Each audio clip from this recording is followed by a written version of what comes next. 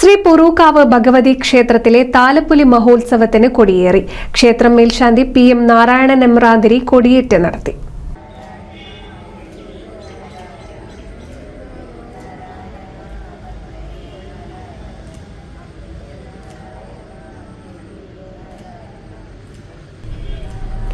ഭക്തി നിർഭരമായ ചടങ്ങിൽ ക്ഷേത്ര കമ്മിറ്റി ഭാരവാഹികൾ, വിവിധ ദേശവരവ് കമ്മിറ്റി പ്രവർത്തകർ, നിരവധി ഭക്തർ എന്നിവർ പങ്കെടുത്തു.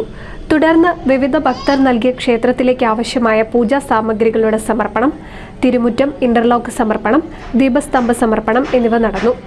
വരും ദിവസങ്ങളിൽ വിശേഷാൽ പൂജകൾ, ചുറ്റുവിളക്ക് എന്നിവ ഉണ്ടായിരിക്കും.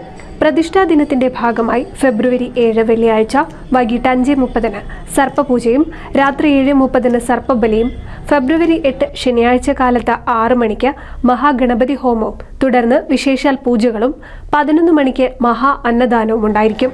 പ്രതിഷ്ഠാ ദിനത്തിന് മുന്നോടിയായി ഫെബ്രുവരി 5 ബുധനാഴ്ച രാവിലെ 8 മണിക്ക് ക്ഷേത്രത്തിൽ കലവറ നിറയ്ക്കൽ നടക്കും. ഇൻസിവി ന്യൂസ് എടപ്പാൾ.